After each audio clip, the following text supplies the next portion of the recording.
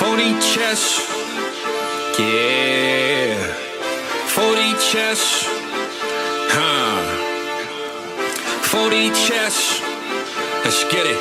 Yo, is that T-Dog? 40 chess, 40 chess, ay. 40 chess, this a trade show. Patreon where the trades go, tap in and watch. That's what you came for. Ain't gotta say my name, they know my name, bro. What's good, man? We got McNutted in ATM. Always start off the show with a trade from them. You should always make sure that your trade is in Patreon. Why not be a Patreon? Know you wish you could spend every day with them. Tap in and say what you gon' say with them. South Harmon can fill up a stadium. Next time you log in, make sure that you bring a friend. We about to kick off, let the day begin. Go follow the socials. 40 Chess FF is posted. If your trade is an F, you get roasted. Go like and subscribe for the crew. Apple, Spotify, and the YouTube. You know Cooper got the walk too. Let us give you a walkthrough. 40 Chess. This is 40 Chess.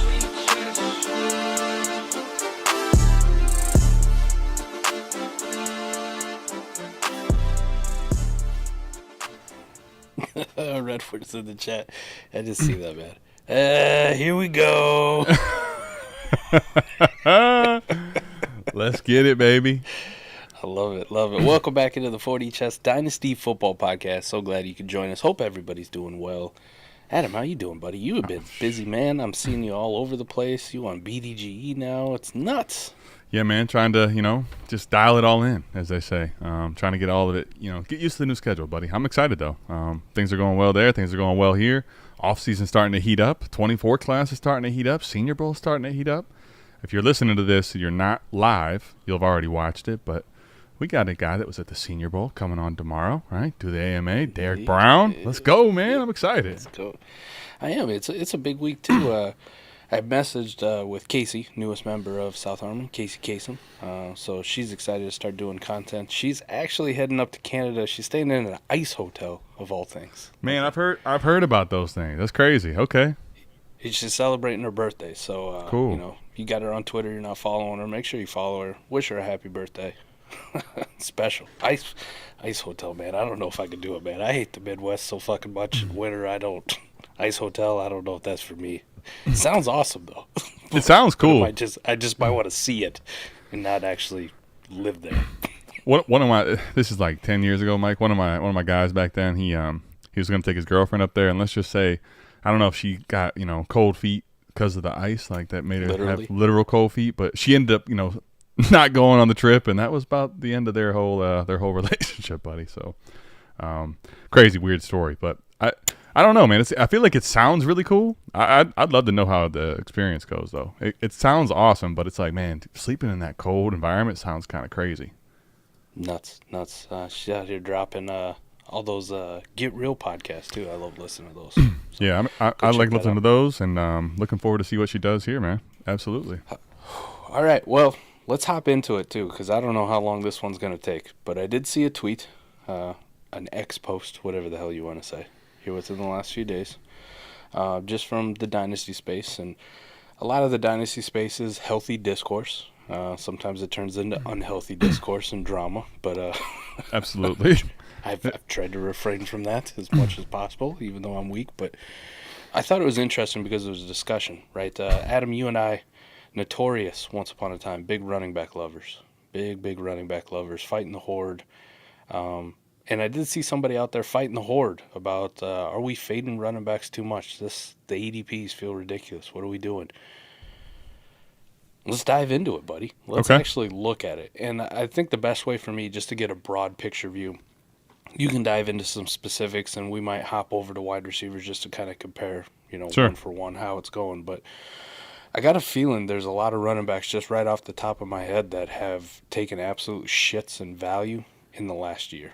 Right, whether it's due to poor performance, age, replacement, injury, doesn't really matter. Like, we've had some giant successes, right? This past class, giving us Bijan and giving us Jahmyr Gibbs, nice. Breece Hall bouncing back from his ACL was nice. Christian McCaffrey, MVP level type play out of him this past year, very nice.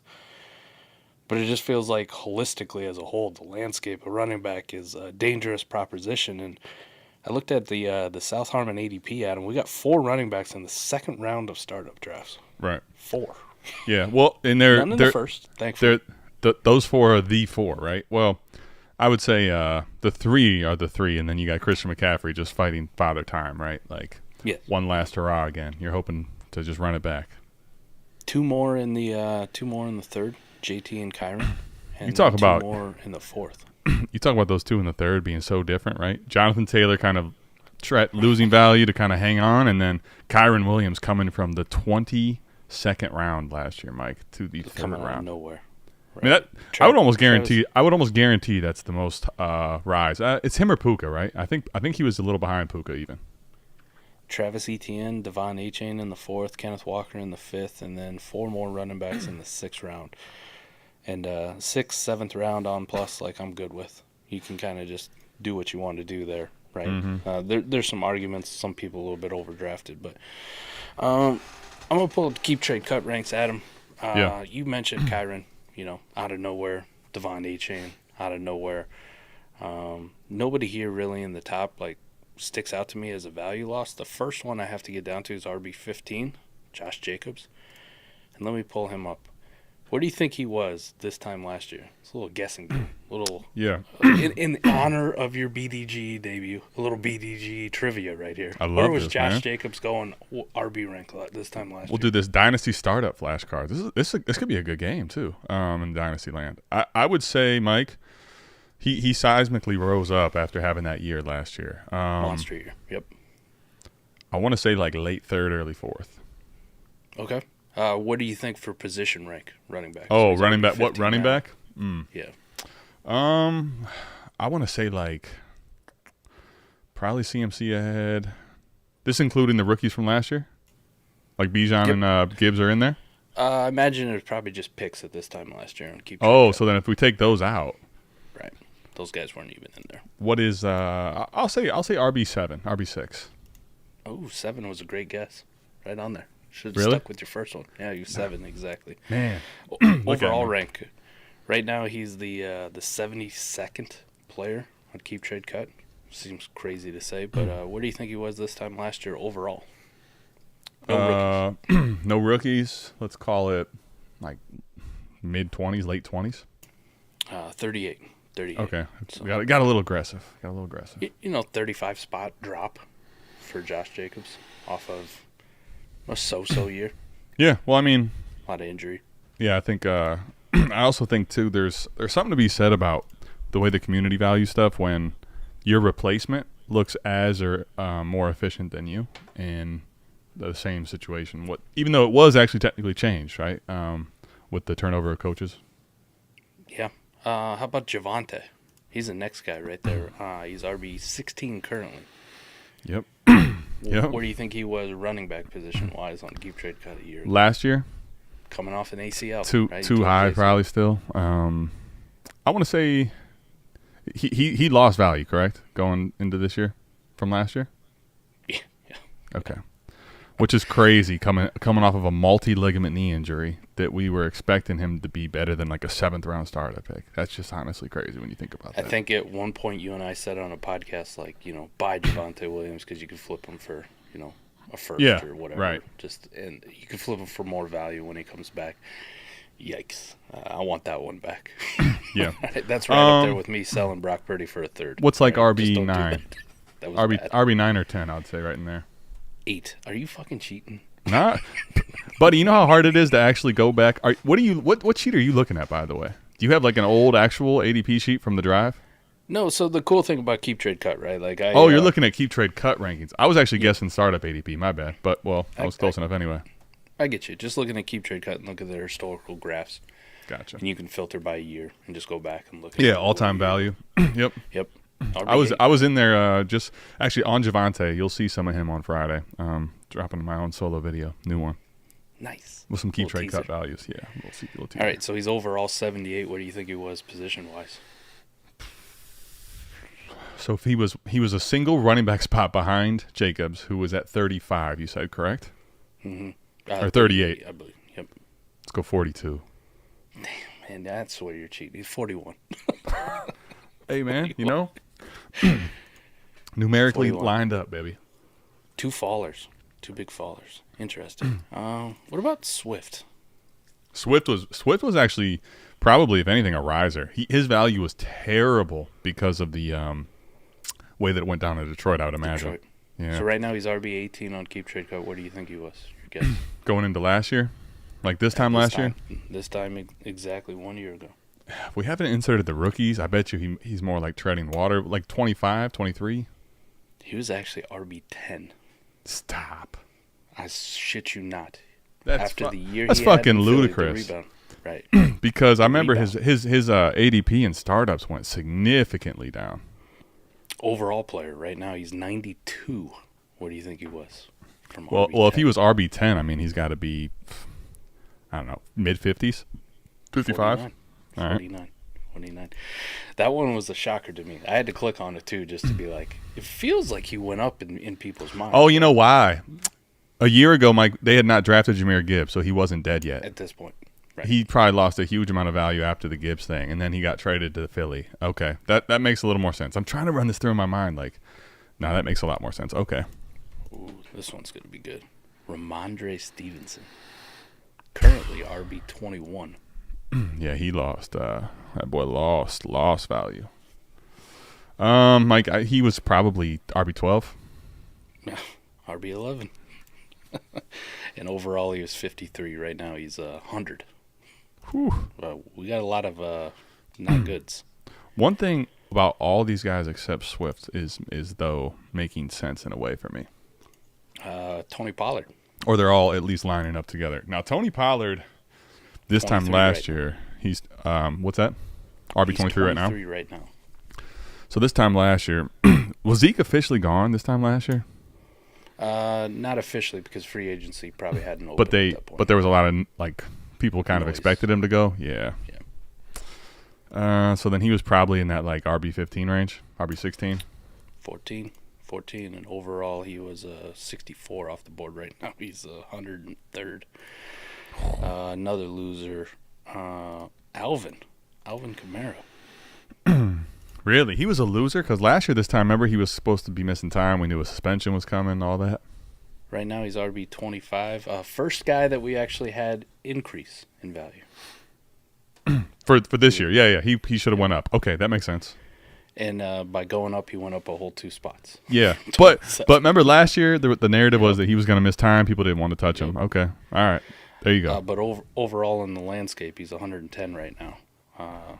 Even with that suspension looming, he was 99. So he still lost overall dynasty value. So he's up as far as running back ranks, but just the position as a whole is down, right? Yep, Okay. down again. Joe Mixon, that'd be a good one. Actually, solid year from old Joe. Joe actually, the narrative right about now is that they might move on. Right. He's RB26 right now. You got a guess of where he was at this time last year? Probably about that, like RB22, RB23. 18. With no rookies? Wow, that high. 18. And overall, Adam, he was 80. Top 80 player. He's 115th right now. That seems crazy, man. Lost value. Oh, here's a good one. Nick Chubb. Nick Chubb lost a lot of value, and we know why. But Yep. Injury, right? RB28 right now. last year, he's got to be RB. Was he behind Joe Mixon? Is that what you're trying to tell me? The way this is going is in order, right? No. Okay, He all actually right. was ahead of I was going to say, he's got to be like RB14 last year. RB 13. Yeah. 13. Yep. Okay. And overall, he was a top 60 player. Right now, they got him at 120. Yeah, right now he's coming off the board at 10:05 in startups. How about Aaron Jones? Right, just old crusty ass Aaron Jones. Nobody liked him last year. Yeah, last year he was RB treading water. RB30 right now. Startups got him at RB32. Without the rookies, though, I bet you he's a little higher than that, maybe RB25. 28. Yep. But overall, he fell again. Another one of those. Even if you tread water at the positional ranks, overall dynasty sentiment is screw you. Right. Yep. Derrick Henry. Oh, Yikes. he has really lost a lot of value, right? 33 right now. He seems like one that was in that mix, like the mid, like RB 16, something like that. 17. Yeah. Yep. And the trend continues of overall rank too, just hemorrhaging left and right. Eckler. Jesus. Crazy part is all of these, Mike, are before they inserted the 23 rookie class, which had a lot of running back hype in it, right? Yep. You had the Sharps and the Kendrays and the H-Hands and all those guys up there. Yeah, and that's even before you get into freaking Gibbs and Bijan, right? What was the next one? Eckler, right now, RB 36. He lost a ton. I'm going to guess he was like RB 11, 12-ish, something like that. 9. Yeah. 140. He was coming off that great season. People just said, he hasn't had a lot of overall volume. He can withstand the rest of his life. What about some more fringe guys, right? We had some studs. Khalil Herbert. He was the RB1 in Chicago. Zach was in here fighting us. What's up, Zach? What's up, Zachary? 26, 7? 31. Down to 41 right now. Overall rank took an absolute dump. He was a top 120 player, and now 163, probably an afterthought. Yep. What, 15th, 16th round plus? Yep. Wolf. ATM while you're hot, give us a touchdown prop for Sunday. Listen, man, you got to take the Kelsey anytime. There's no way that Taylor Swift and him don't have some kind of fixes in on this. I know it's a layup, but take it. How about Dameon Pierce? That dude was too high, man. You know what? It'd be interesting to see where J.K. Dobbins was because you and I were back and forth on their values. So let's see. I bet you Pierce is probably slightly ahead. I'm not going to say that. Let's go Pierce, running back 17, 16-ish. 16. Let's go, man. Let's go. I like it, man. We're getting you set up, man. When next time you go to New York and you do some trivia, you're going to know this. Last year's ADP. Practice. Yeah. All right, JK. That's the guy right now, 48. Still behind Dameon Pierce. He's got to be coming off that injury, man. This is another significant injury for him. I mean, I'm worried about JK, honestly, but he's 48 right now in running back ranks, and you want to know where he was. I want to say he was maybe right on the heels of him. So what about running back 18, 19? 15. He was right in front. They were next door to each other. 15. All right. Wow. 15. That one took a dump for the thing but the thing for him was right. It was his was another multi-ligament injury, much like Javonte is currently this year. But people say if you just have an ACL, right, it's the year removed from that ACL. So it was all right, he had last year as the injury year. This year he'll be healthy and be able to play. And look how that turned out, right? A.J. Dillon, RB 50. You know what's weird about his season, man? If you remember last year, he basically sucked, right? But then down the stretch in fantasy playoffs, dude kind of went off. I remember having some really, really big weeks. So he probably got too high up there. Was he ahead of Aaron Jones? He was RB 23. So he was ahead of Aaron Jones. Goodness gracious, man. What are we doing? Mm-hmm. This dude probably lost a ton of value, man. Let's see where 50, he's going. 50? Yeah, RB 50. Dude, so A.J. Dillon, where is he in startups? Keep going. I'm listening. 1708, Mike. RB 57 in startups right now. Ooh, yeah. Behind Ty Chandler, Marshawn Lloyd, Miles Zach Sanders. Moss.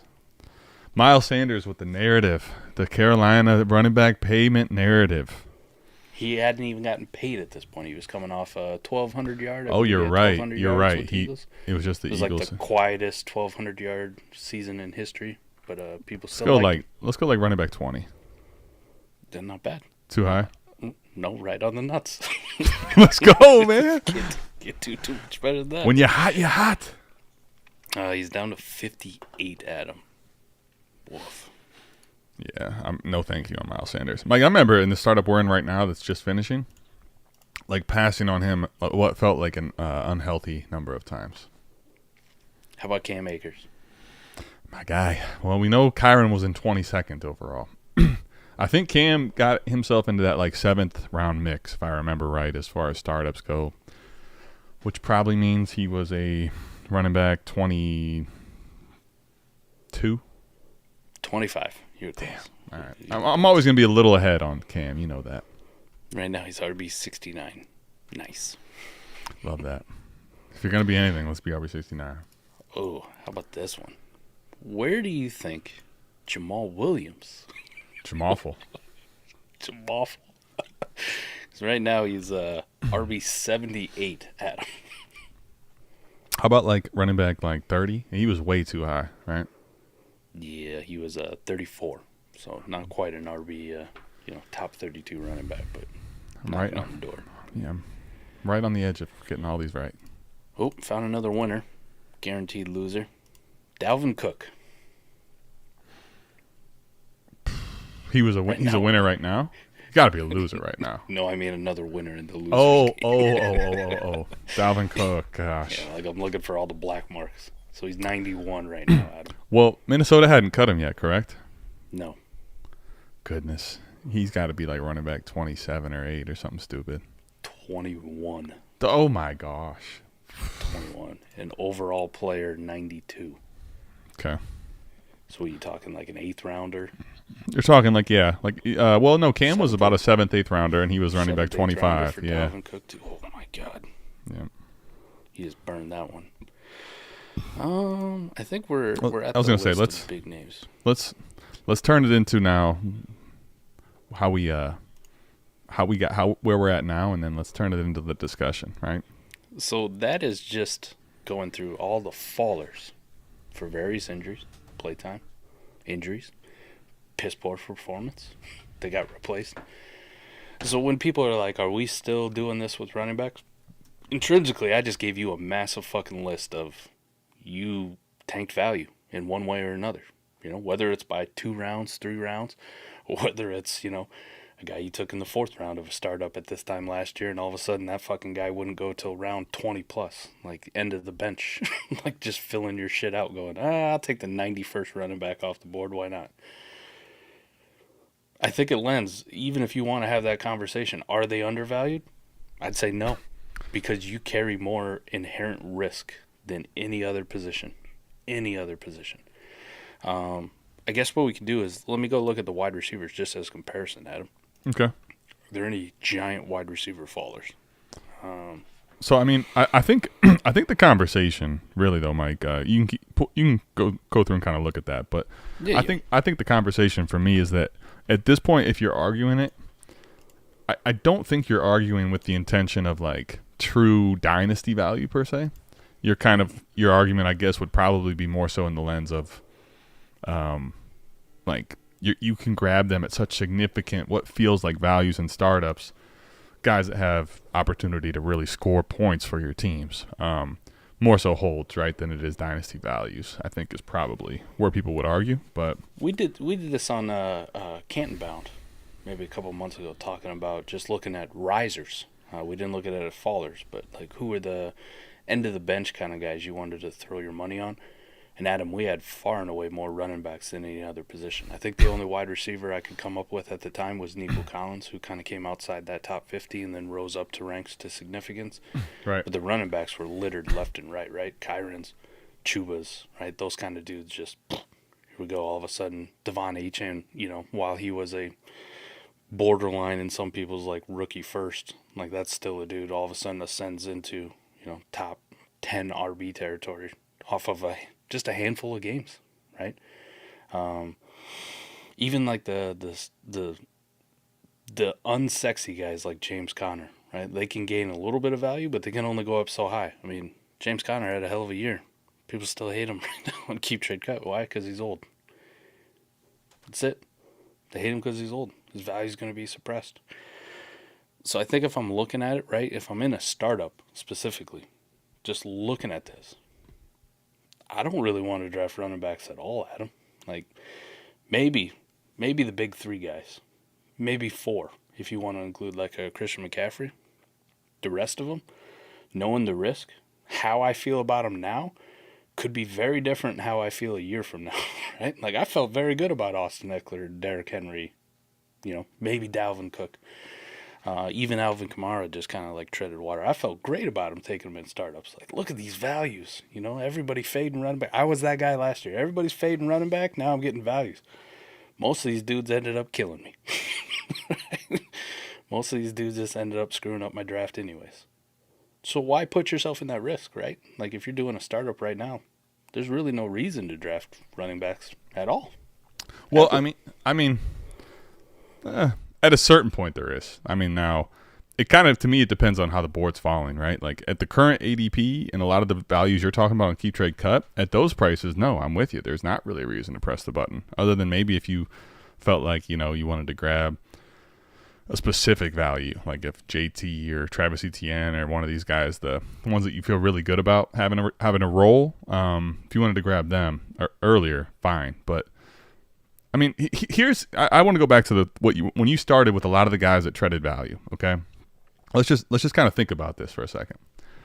Mike, I think the biggest thing you talked about, to me, I'm trying to remember the names you started with. So I remember specifically there was Jacobs and Javonte. Javonte was there. Yep.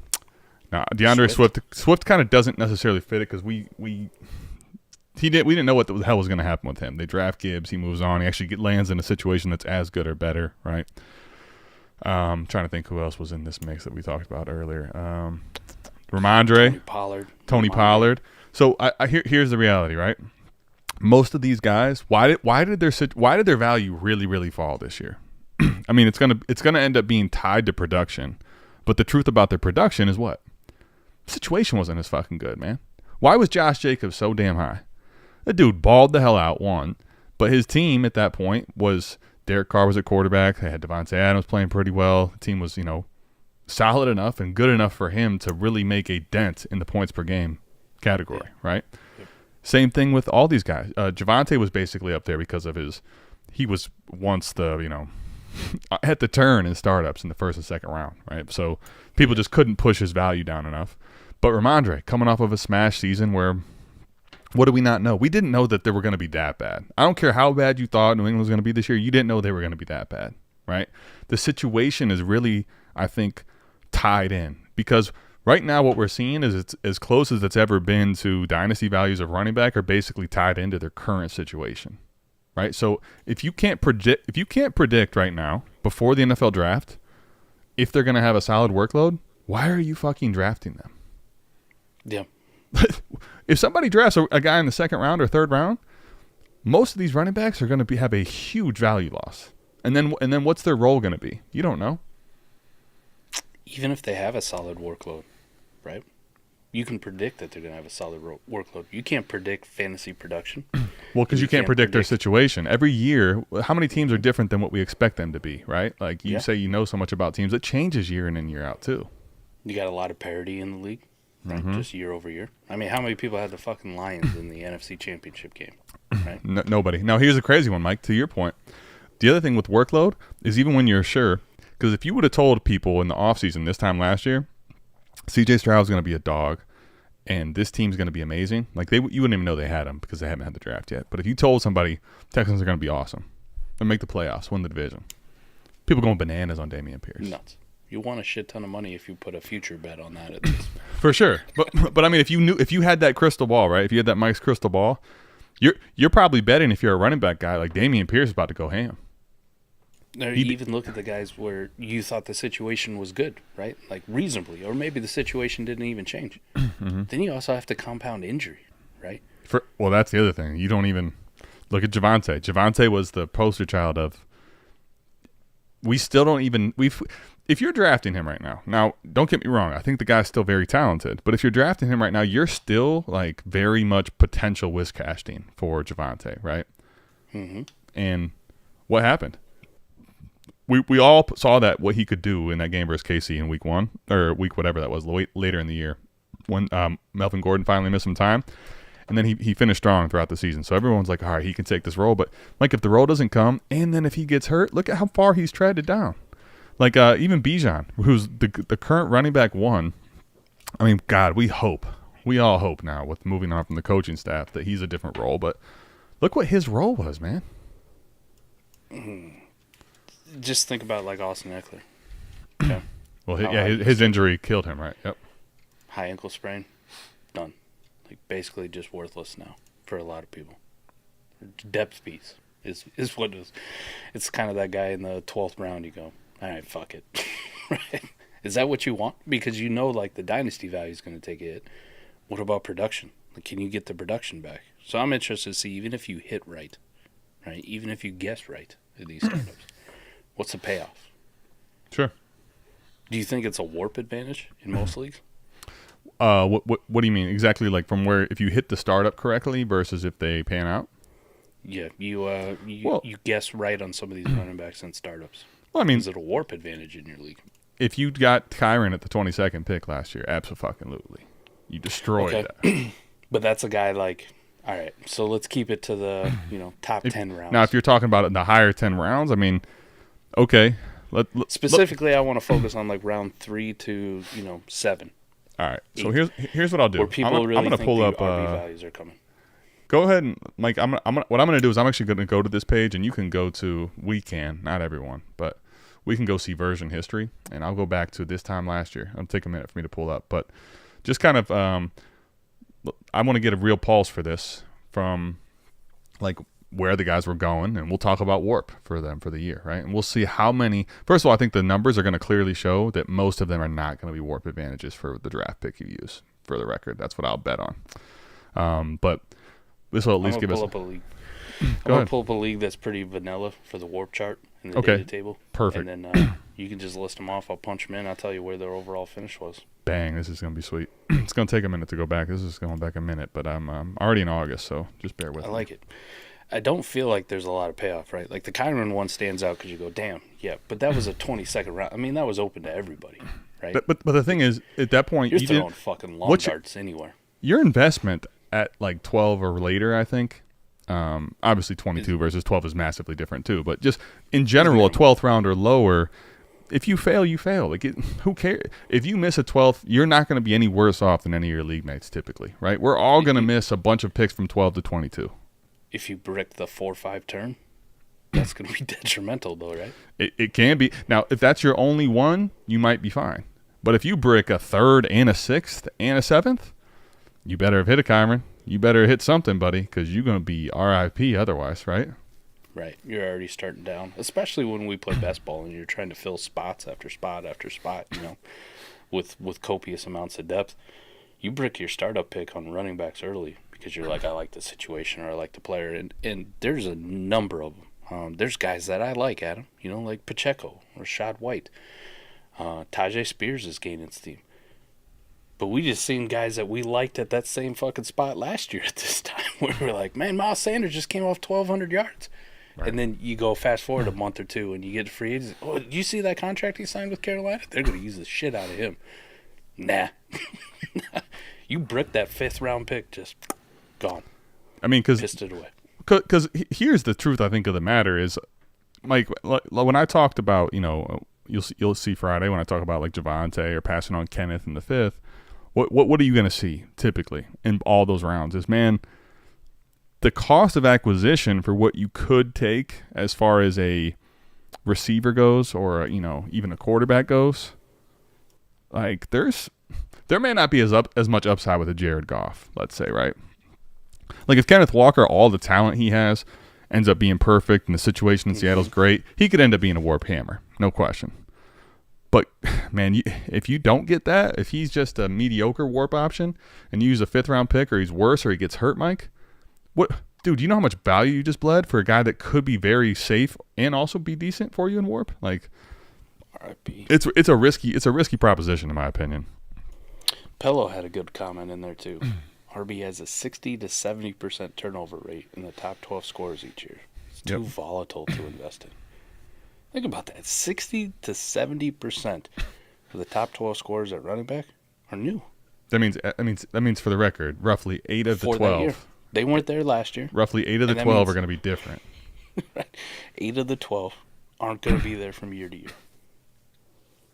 Now, you may have some repeats every other year, right? Like it's Dynasty, maybe in the long game if you held on to them. But immediate, looking at it right now, roster construction, value, fantasy points. Do you really want to invest those mid-round picks in that? I mean, again, this is where it comes down to, Mike, for the current ADP, even when people say it's, too much, we're letting it fall too far.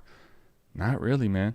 Now, if you told me that I can get a shot at, like, for example, if I got a chance in the 5th round at Kyron, what does that mean probably? It means that a lot of the receivers are coming off. It means a lot of the other quarterbacks are coming off. And maybe, like, this could be a bad thing, by the way, if I did this. I'm just saying, at that point, maybe you might, like, strongly think about hitting the button.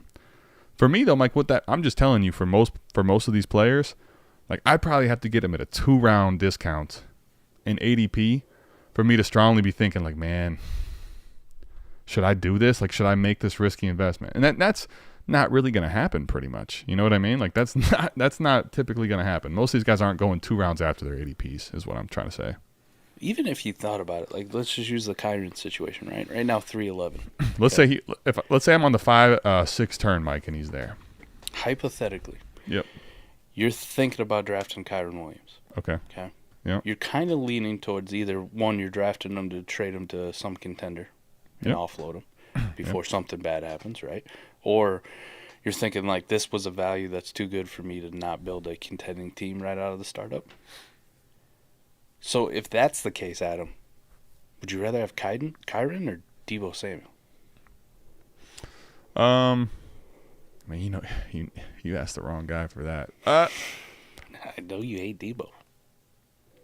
I think there's probably a case to be made for Kyron there, but the safer play is Deebo Samuel, and that's even with the guy that's not the biggest Deebo fan. I think the safer play is definitely Deebo Samuel. There's not really much argument. Kyron or Devontae Adams?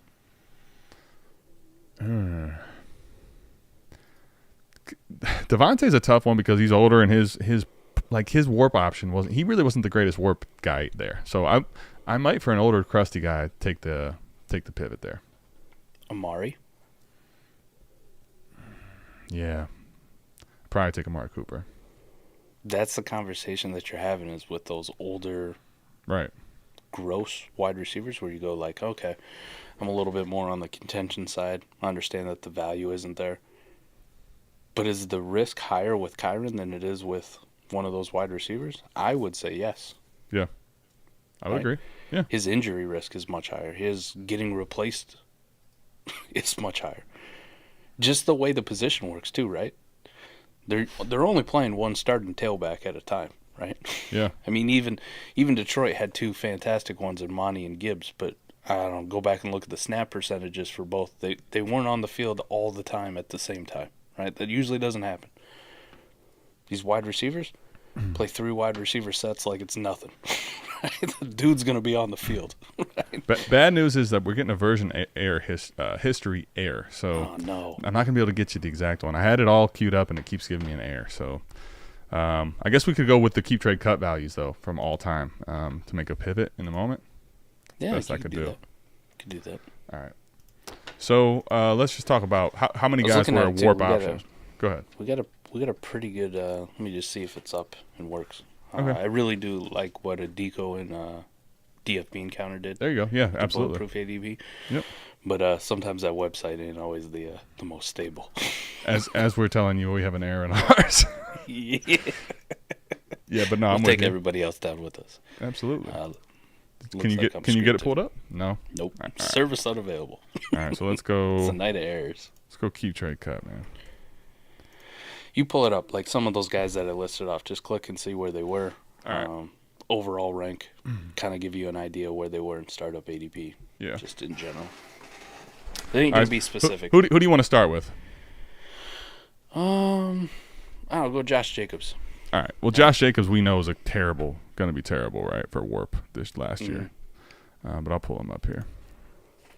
You said he fell to RB38. He's a second pager with picks included. All right. Josh Jacobs, Mike. So, and we said he was like, let's see, where is he at? RB38.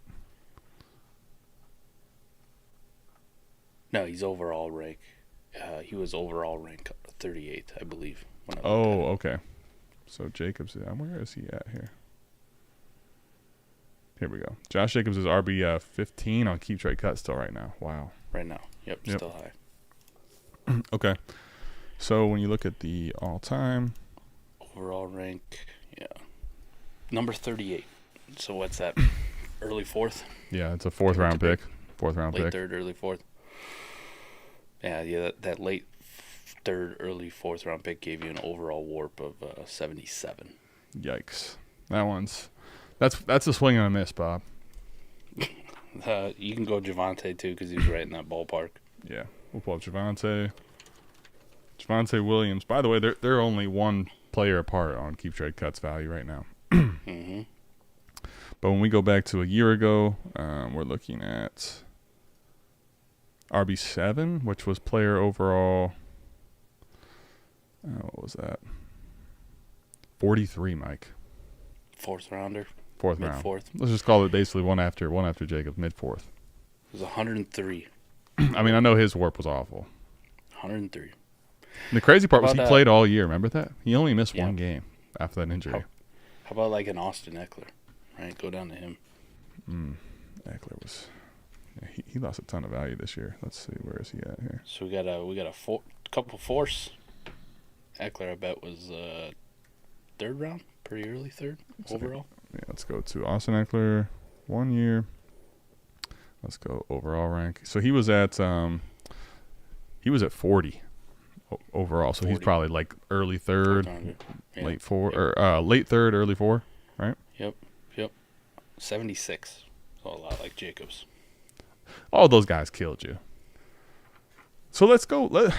Who can we say, like, because what I want to say is, like, I think what we're going to find with the numbers here is that if you miss, like, you travestly, like, it's tragic for your team.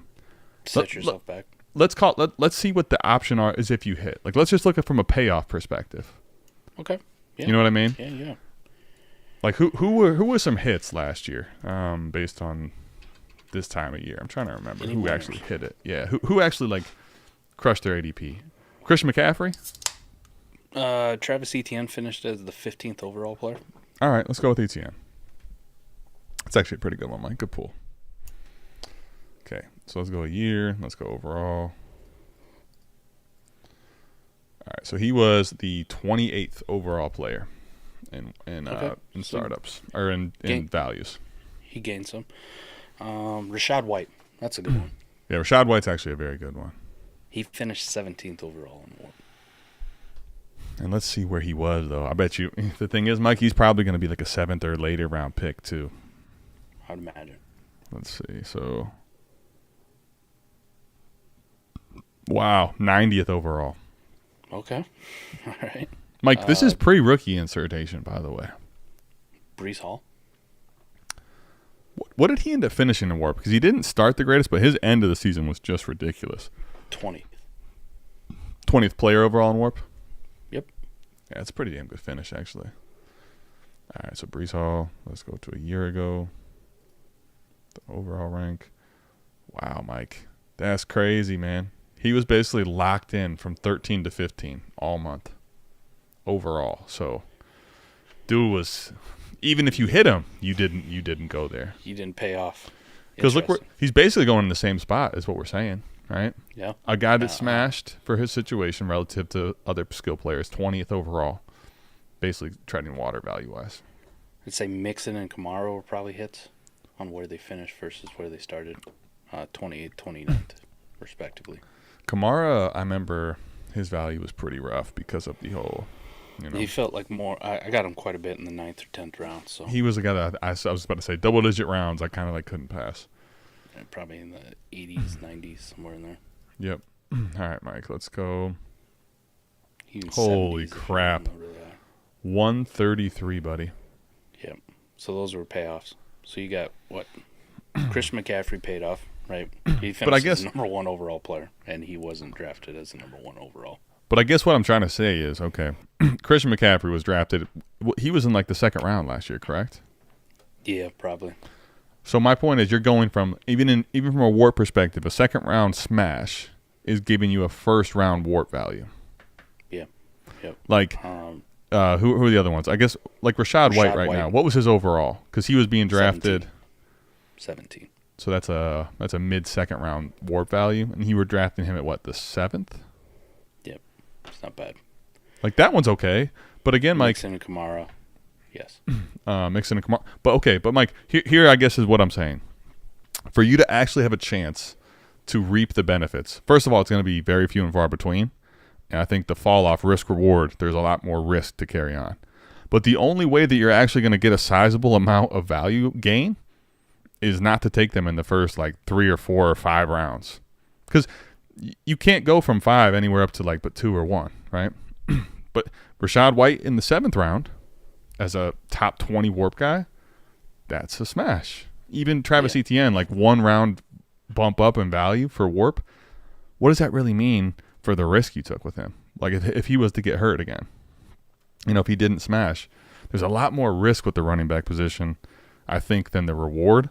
Unless you're talking about taking them probably at least in like the 7th or 8th round or later, because that's when you're going to get a payoff. You're going to get maybe a guy that if you actually draft him in that spot, that the situation, they stay healthy and they smash, you got that value bump. But the risk for that 5th round guy to give you a 3rd or a 2nd round warp player versus if he misses, you're talking about a guy that falls off the face of the earth. Little payoff for maximum pain. Right, exactly. Yes, exactly. That's what it feels like at that position, does it not? Doesn't it? Right. It's like I'm going all in. I'm going for it. You got like a tiny keyhole you're trying to fit through. If you miss it, you go right into a wall of spikes. And what did we just have to do that second time? It was really easy to say all the guys that like kind of fucked you, right? We had to really think about the ones that might have threaded that needle and gave you a really big value. Not that they don't exist, by the way. I'm not trying to say that you can't draft a running back at some point and they give you value. Like a guy like Kyron in the 22nd round is a league winner if you held on to him. Raheem Mostert types, exactly. Those are guys that huge values. But again, you didn't draft them until the double-digit rounds. Yeah, I was going to ask you what do those guys have in common, right? They're in fuck it territory. Yep. Here we go. The Scott's Connor special, any RB on a 53. Yep. Mike, I mean, that's where they're at. But look who else like in a smaller window gave you similar stuff. Samir White. Ty Chandler, right? Per game. Yep. You can also sometimes capture it later, and those guys were all double-digit round guys. Yeah, if I just look at warp per game, how about that? Now we're cooking, buddy. We get some, Zamir White's a top 20 player in warp per game. Clyde Edwards-Helaire, for fuck's sake, Adam. Yep. 14th. Warp per game. The running back spot. That's actually kind of crazy to think about. Didn't cost you anything, right? Jerome Ford, there's another one. Devin Singletary. James Conner, Deontay Foreman. Kenneth Gainwell, Chuba Hubbard, Gus Edwards. I was going to say Chuba actually down the stretch was sneaky. Yep. Zach Moss. You know who was it, Mike? You know who was a very good value play? Very, very good. Devin Singletary. Massive. And again, I guarantee that was a guy that didn't cost you until the fuck it rounds. Let me ask you this then, Mike. Because here's the thing I think for people.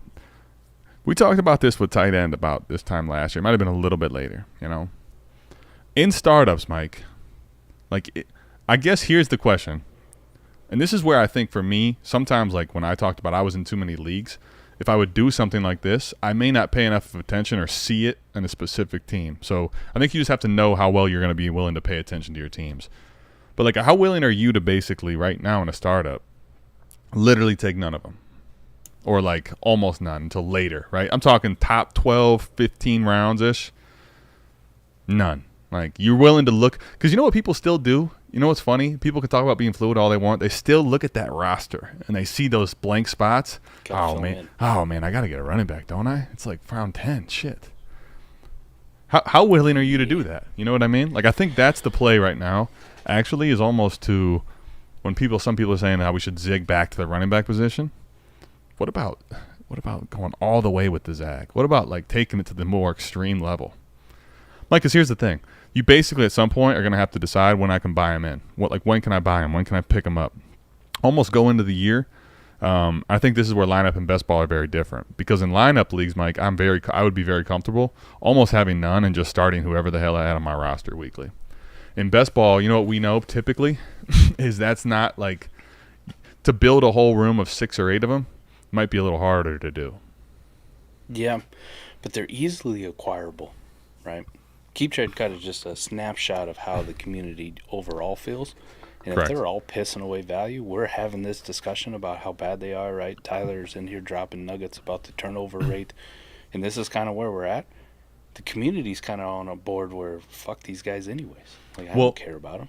So I don't disagree. That means I got plenty of time to acquire them as I know more information, right? The only thing would be then, though, Mike, like, you know how it is if you're in a startup, actually, realistically. Sometimes, while I agree sentimentally that you should be able to buy them and buy them outright even, you only have so many picks, and so many teams are maybe even willing to take picks. Like, you may in the first year, by the time this actual draft is over and then you get to the season, like, you may have a hard time actually buying a true room of them. So in best ball, maybe I'd like to maybe have only 2 or whatever. But did you though? Like, I mean, maybe in the off season, yes, but think about early season, Adam. Right? There was guys you tried to talk me into that I wasn't like fully on board yet because they were gross names, and I was like, I don't know. Think about how early Raheem Mostert emerged, and we're like, fuck, man. And there were people, clamoring, sell this dude for any third you can get. Raheem Mostert, top 11 warp option, cost me a 3rd-round pick early in the season. Kyron Williams, same thing. Yeah. Jerome Ford when he took over for Nick Chubb. And then you could have filled in with Devin Singletary or Chuba Hubbard or any of these other guys that you just acquired through deals, right? If you just had a plethora of roster spots. I think if you were in a deep roster spot league, 30+, you ask me if I'm willing to do it. I don't think it matters if it's lineup or best ball. I'm more likely to do it in lineup, but I would say even in these best ball startups now, Adam, if it's 30+ roster spots, I don't think I touch running back before round 10. Okay, okay, but see, all right, that's fine. What I was talking about, literally, like, not having them. Oh, don't take any of them. Yeah, like, literally, don't touch them possibly at all. What I'm talking about, you're on the same page then. What I'm saying is in best ball. What I'm saying in best ball is, like, as long as my room is even really shallow, but I have, let's say, like 3 guys, 4 guys, I'm probably okay. What I was just saying, Mike, is you don't want to go in if you have a hard time buying, because all the things that you just mentioned there. Like, yes, if I have enough of a room to kind of get me by a few weeks, keep me in play, then I can start to kind of pick my spots on, this Devin Singletary, maybe I should get him later, right? Or Raheem Mostert has the role. Fuck it, man. This team's ready to go. I'll send a second right now. It's probably an overpay, but fuck it. Here, second, right? You start throwing some you can kind of patchwork your way to a 7, 8, 9 running back room. But now you have, the difference is, instead of in startups shooting your shot in fucking February, you're kind of picking your spots throughout the year. And you know some of them are going to get landmined, right? Like, some of them are going to end up getting hurt and nuked, and the situation's going to change, whatever, right? But if you do that craftily, I think you can end up building your running back room throughout the year, as long as you have, like, a stable of somewhat decent, like, 3 or 4 just dart throws at the position. You just don't want to shoot like zeros, weekly at that 2 running back spot is my only point. I think we're on the same page, though. Not touching them till after 10. I got no problem with it, man. As long as you're hitting, a bunch of these crusties later. I kind of like your idea too. Just don't touch them at all. Like, I might have one or 2 teams like that in this. It would be fun to try that, Mike, and we probably have enough leagues to shoot, like, to try this and see. I think there you just have to be cognizant of, like, where am I going to buy them before? What you don't want to do is have none week 1 or week 2, right? So, like, how do you pick your spots? That would be the interesting, like, thing to do there. I think as an experiment, Mike, I'd be willing to try it too. Just see, I do one. I think overall, though, it's kind of like you talked about. You hit on it with the tight ends about this time last year when we're looking at them and, really got into the warp and everything else on them. I'll say this, with these tight ends, and if I do it with running backs, because I know for a fact tight ends, most of them, I can find these Evan Ingrams, David Njoku's, after round 10. And that's how I built a lot of championship teams this year. It's just, I ain't touching fucking tight end before around 10, 11, 12, and then, I'm going to take 3 or 4 of them, figure it out, pick a dude up off of waivers, get some dude thrown in who doesn't really have value, and just see what I have. Yeah. I really like that strategy. Imagine the type of team you can build now if you also include running backs in there, where you're like, before round 10, it's just a no for me. Just a no. I think, and you know what, it might be difficult at times because each draft is so significantly different, right? Like, some you could end up seeing, man, it's like Barkley sitting at you at the face in the 7th, and you're like, man, Yeah. how the fuck do I not, right? But Tough if to you say if no you were to. to just to like diligently do this, because here's I think the thing, Mike, if you try that and you go with it, the only difference in tight end and running back really is like, tight end that you can kind of just, as long as you have a couple dart throws, say fuck it to the position. The only difference in running back is you probably don't want to go quite as much to the extreme when it's time to play like the game, right? When it's actually like playoff time and trying to get into the playoffs, you probably want to try to get a couple more bodies, and you know that the warp could be a little higher at that position, typically depending on your league, and that's where you can assess using the warp tool. All right, man, this is one of them leagues where running backs are fucking important. I better probably dig into this a little more. Or if it's not, you kind of say, fuck it, man. Like, this is my weak spot, Better go bargain bin shopping, like if you need to, if you're in a point per carry league or the warp line or the running back's pretty high. I get you. I think it's something to actually talk about, is that we went into this kind of just thinking about it. And I'm actually more and more on the board of like, fuck him. Fuck him. Like tight ends, man. I'm good. I mean, like, there's probably going to be a handful of situations where in certain values I'll end up, taking what I think could be my one hero or something like that. But I think overall, man, I've been fading them a lot. But man, it feels like right now, after just thinking about this, it's maybe even more fade, right? All right. So hypothetically, just pick a random draft slot that you'd go with. All right. I'm just picking a random draft slot right now. Yeah, just pick one. All right, 111. 111. All right, we're going to draft from the 111. Okay. All right. And the rules are you can only draft what's at that pick or later. Okay. Deal. All right. Nothing All right. before. All right. So at the 111, you got the choice. You're in a fresh startup. Pick Okay. 101, A-Rich, Amon-Ra, Bijan. Okay, so I'm in the 111 of a startup. And my options are the 101, A-Rich, Amon-Ra, and Bijan. Mm-hmm. 101. Take the 101 over A-Rich? Yeah, I mean, right now it depends. Those are the two in consideration. I think it depends on what I wanted to do. You give me A-Rich, I'm fine with it too. Like, those would be the two. So. It's not going to be Amon-Ra. It's not going to be Bijan, though. Let's say the 101. All right. So at the 202, then you got the Bijan. Pick 2. Christian McCaffrey, Breece Hall, Jordan Love, Trevor Lawrence. See, I think this is why I'd kind of like taking 101, Mike, because not that A-Rich is – they're so similar, and I think I'd probably take A-Rich 50 times, 50 out of 100, and I'd take the – but now if I take the 101, Mike, it's so easy for me to take the 102 here and just lock them both up, 101, 102's turn. Okay, third round reversal. So, Okay. Sam Laporta, Dak Prescott, Brock Purdy, Tyreek Hill, Justin Fields, Chris Olave. Pick 4. Say those again. So Sam Laporta, Dak Prescott. Purdy, Tyreek, Fields, Olave. Or pick 104. It's either Dak or 104. Let's go ahead and just get my QB. Let me get Dak. Dak. All right, so you started 1, 2, and Dak. Yep. Okay. Now you got to wait till the 411. Jared Goff, Mark Andrews, Rashee Rice, T.J. Hawkinson, Drake London, Tank Dell, T. Higgins. Let me take Drizzy, man. Let me get Drizzy Drake. Drizzy. All right, so 101, 102, Dak, and Drizzy. Yep. Those are your first 4 picks. Now you got one in the early part of the 5th. T.J. Hawkinson, Tank Dell, T. Higgins, Dalton Kincaid, Zay Flowers, Jordan Addison. Let me get Zay. Drake London, Zay Flowers, Dak Prescott.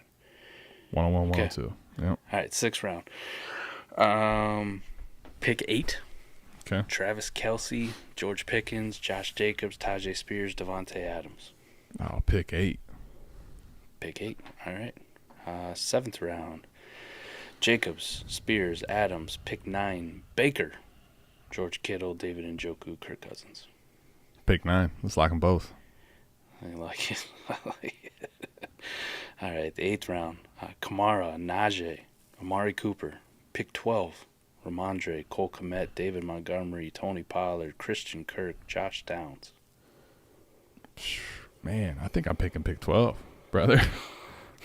Pick 12. All right, Yeah. so then all those players minus pick 12. Okay. Now I got to take one. And Let me get I can take Amari. I'll take Amari. take Amari. Okay. And then 10th round. Aaron Rodgers, Eckler, Charbonnet, Hollywood, J-Mo, Romeo Doubs. Oh, I have to, huh? Let me get Hollywood, I guess. Gosh, this is kind of bad. I don't like any of them, really. Just throwing a wide receiver in there. Yeah, I'm torn between Hollywood or Romeo Doubs. Honestly, I'm not really a Doubs guy, but at this range, I don't know. Maybe I could be. Like, I'm not a JMO guy. I'll tell you that. So your startup then is pick 1, 2, Dak, Drake London, Zay Flowers. What'd you take in the 6th? Pick 8. Pick 9. Pick 9. Pick 11, pick 12, right? Pick 11, pick 12, and Hollywood Brown. Oh, no, I didn't get 12. I got pick 11. You said I had to take a player, so it was, right? Wasn't it like Amari Cooper, and then it was, Then Hollywood. Brown. Yep. So you got 4 receivers, 1 quarterback. The rest are all draft picks. Yep. 1, 2. 1, 2, 8, 9, and 11. Yeah, I like that a lot. And Mike, You hadn't touched running back. back. You haven't touched tight end. Now, your options for running back and tight end, if you wanted to make this a contender, right? Just think about it. In the 11th round. What are my options? Let's do it. Or will I be in the 12th now, right? Or no, I'm in 11th. I'm sorry, you're correct. Yes. Be in the 11th round. For running backs, you got the options of James Conner, Zach Charbonnet, Jerome Ford, Zamir White, Roshan Johnson, Kendre Miller. All right. Maybe those don't appeal to you. Yeah. Maybe I can interest you in tight end, though, Adam. Michael Mayer, Dallas Goedert, Pat Freiermuth, Luke Musgrave, Dalton Schultz. You know what? I think here I could get behind like a Goddard type. Yeah. Right. I'm not the biggest guy, but like I think realistically, if I was looking at it, if these quarterbacks were available, Geno, Derek Carr, Daniel Jones, Russell Wilson, I'd be taking a Russ or a Dimes for sure in this range. Dak, Actually, them plus the rookie. Yep. I think that's what I would do here again. Is yes, definitely take Dimes or Russ would be my pick. All right, then in the 12th round, Zamir White, Chase Brown, Chuba Hubbard, Raheem Mostert, Devin Singletary. Any of those guys interest you? Yeah, I mean, I'm fine at that point, shooting a couple shots here. Like, let me get another shot at Singletary, run it back. Let me take Zamir White, thinking that Jacobs will be gone. Sure. Like tight end options in this range, Waller, Chig, Kate Otten, Tucker Kraft. Oh, you know my Tucker Kraft affinity. All right. More running back options in the 15th and 16th. Keaton Mitchell, Tank Bigsby, A.J. Dillon, Zach Moss, J.K., Khalil Herbert, Tyler Algier, Damian Pierce, Antonio Gibson. Yeah, I mean, you know, Mike, as much as we talk shit about to Zach, like, why not take Khalil, man? He was decent enough, right? This late in the game, I'll take a shot. 17th round, you got like Miles Sanders, Alexander Madison. Tight end would be Juwan Johnson. I think in best ball, I'll just go ahead and take like a tight end or a pick or something, right? Keep it going. Right. 18th round running backs: McLaughlin, Zeke, Abanikanda, Chris Rod, Gus Edwards. I got no problem with a Gus or a McLaughlin right in here, right? Tight end wise, you could take a Noah Fant or a Taysom Hill.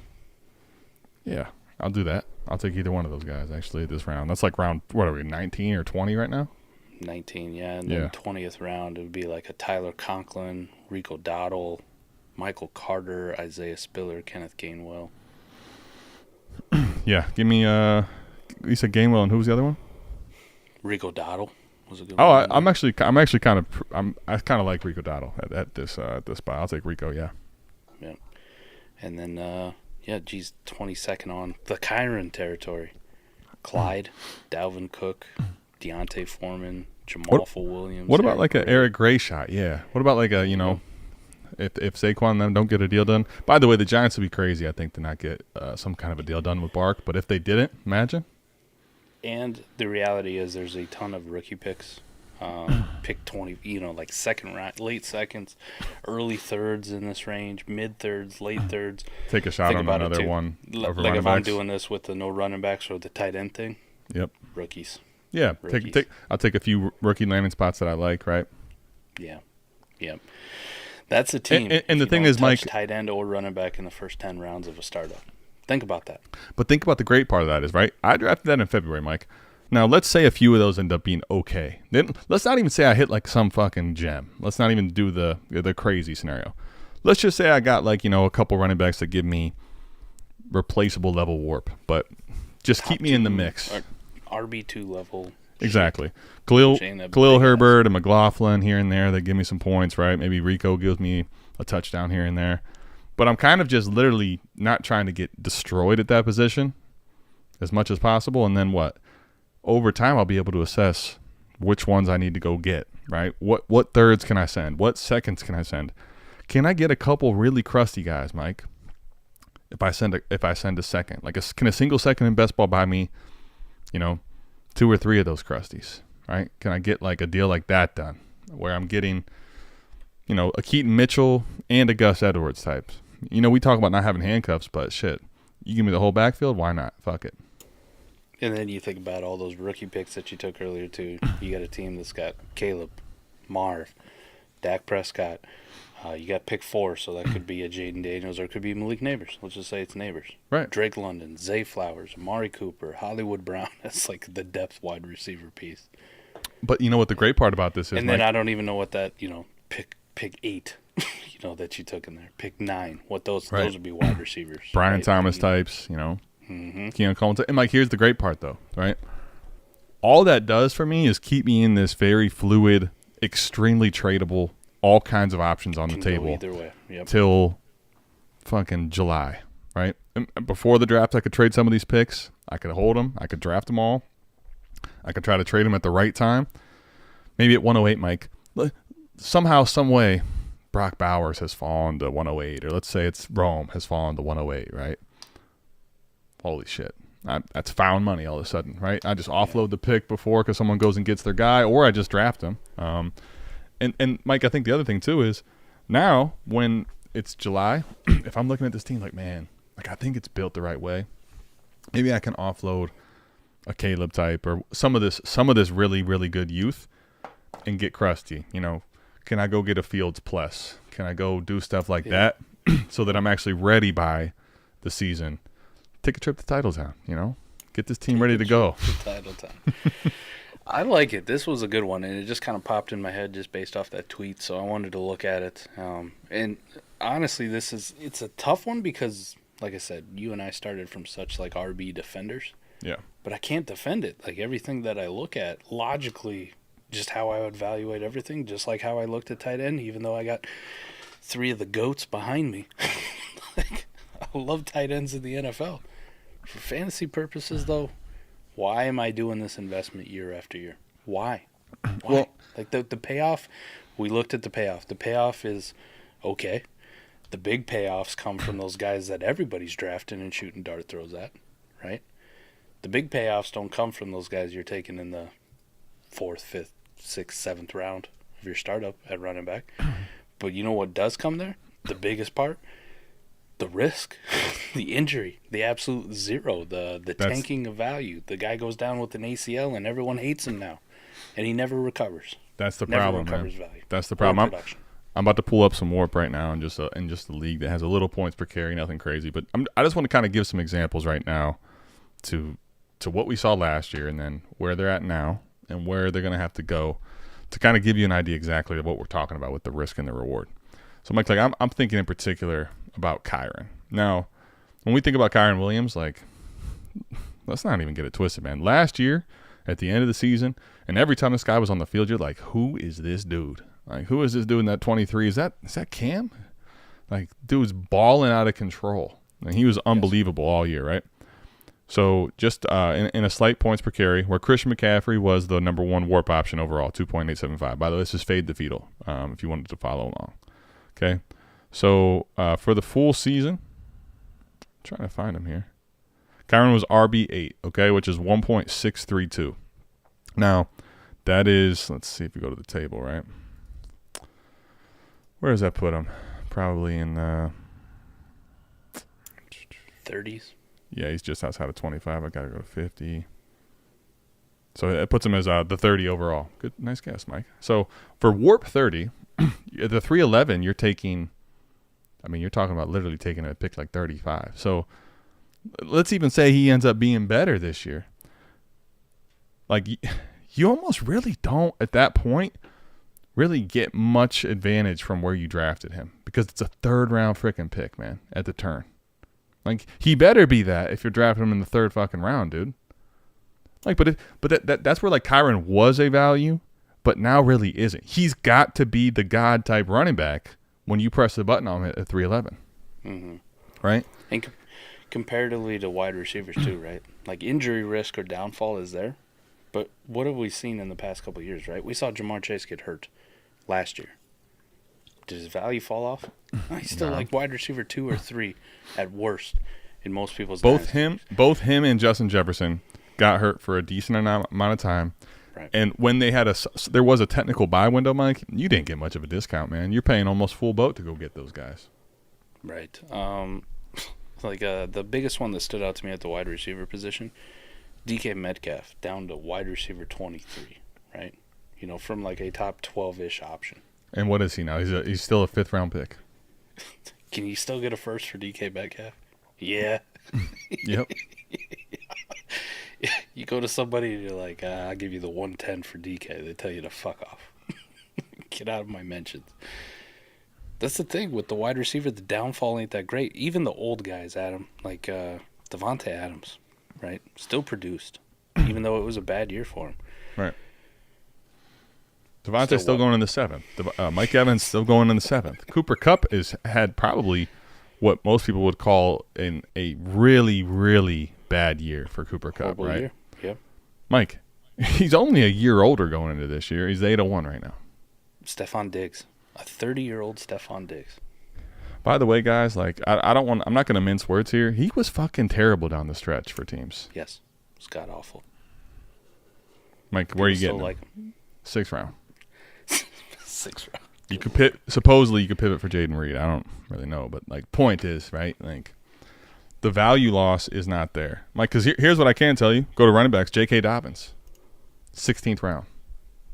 Nick Chubb, double-digit rounds. Right. Elijah Mitchell, when he was, remember before they acquired CMC, people defending Elijah Mitchell, 17th. I mean, the fall-off can be huge, man. Fall-off can be huge. Cam Akers, I don't even see. Okay, there he is, 20th round, man. Right? And it's not to say like a Diggs or an Adams can't fall off, but it takes multiple years usually at the wide receiver, right? Okay, let me give you some examples of falling off. Nuke Hopkins, still a 12th round pick, Mike. That's his fall off. Like that's multiple years of fall off, right? Like your pivot is still you could get a 2nd round for him probably. That's crazy. Yeah. So yeah, it's just facts are facts, man. Epiphany moments. No cap. And I'm ready for the next startup, so I can no not running draft backs. a running back. Mike and I will be like fighting each other till the death. It'll be the 12th round. No, I'm not doing it. You first. You will watch too. Like Jonathan Taylor's gonna fall to like the 8th round. Stop it. We can see who's gonna break. I'll break for Jonathan Taylor in like the 6th round. All right, I'll fucking break. I think that's where like there's a point. But again, you know what's crazy is I say that and Jonathan Taylor goes out and has a multi-ligament knee injury and that contract's great and all, but he's gonna hurt. So, yeah. Knocking on wood for him. For existing teams though, does this make you want to get off some of your running backs while you still can and de-risk yourself? This is where, Mike, I think this is just a critical startup value error and like people misdrafting. Because I'll be honest with you, man. You'll see in the video. I don't want to spoil it for Friday. The value doesn't really feel. Actually, like you know what? If you're listening to this, it's coming out at 3:00. You can go watch my solo video. This is where the lab is so fucking genius. Like, literally, what you should be doing when you start drafting these running backs is go to the lab and see. I'll walk through this with the CMC for you. Like, it's like, they say when you get a brand new car, a brand new car, you drive that bitch off the lot, and then it's that moment, it's depreciated thousands of dollars. Like, it's over. Yeah. It's basically what you can get out of it is no longer what you paid. That's really what investing in most of these running backs is going to be, man. Now, the exception will probably be in a handful of leagues or whatever, a handful of trades, the really, really young, alluring guys, right? Like, you still might find some goofball to give you 2 firsts for a Gibbs or a Bijan or something like that. By and large, man, these running backs the trade. My point to answer your question is the trade value I don't think is actually anywhere near reflective of the startup ADP, and I think it's another reason why we should be fading them more. So that's an interesting point too that you did because you and I had a Jahmyr Gibbs trade in season, Yep. And this is one of the things, you're a Gibbs lover, man. You love Gibbs coming out. You love Gibbs at the draft process. You love taking Gibbs in startups. You love taking Gibbs in rookie drafts. But just think about that panic level that started to set in for you to deal Jahmyr Gibbs away to me for what was just a single first at that point. Yep. Like, think about how fast you were, like, ready to go, like, we're done. Okay? Yeah. I'll just take what I can get and get the fuck out now before it hits the fan. And that's you as a Gibbs lover. And truther. And you know what the crazy part is? I'm ready. The crazy part is, obviously, right now, if he's a second-round startup, I'd rather have it back. But, Mike, I'll tell you right now, like, I really don't feel that bad about it, I mean, honestly, when I think about it, right? If you tell me the worst thing I did is get out of a running back for a liquid first, I will live and happily breathe my dynasty teams with that success, right? If the worst thing I do is get a liquid first out of these running backs, like we just talked about, we don't even want to take him in the fucking first 10 rounds. Dude, that's liquid cash, brother. That's cash I get to take to the bank. I gotta apologize to Scott Cotter too for all those years of me being wrong. You know, the minute some running back gets hurt, he goes, "Any first," and I'll be like, "Well, wait a minute, Scott." You know what the worst part is? Scott's gonna he'll take your apology so nicely and like, come on, man, like so give me a jab. Yeah, you know, he won't even really lean into it. It's like, man, you know, if we had you by the balls like that, we'd be letting you fucking hear it, Scotty. So he's a good dude. We'll finish on this. I wish he'd do like Prince in that Chappelle Show skit. Yeah. Game. Blouses. Oh, shit, man. That's good stuff. Bunch of flunkies. Well, if you never thought you'd hear it, when you first listened to this podcast, we're screaming 22 quarterbacks to the moon, running backs. Yeah. Things change, all right? Sometimes it takes a while for things to change. Get But kicked in the teeth. Things change, and now officially, we said it. Even in a year where running back values have dipped tremendously, the 4D Chess Dynasty Football Podcast is telling you that running backs are still overvalued. Damn. Still. And just remember, when your league mates are playing chess, we play 4D chess. That's going to do it. We're going to bounce out of this thing. We'll see y'all back here, same time, same place next week for the next edition of the 4D Chess Dynasty Football Podcast. Peace.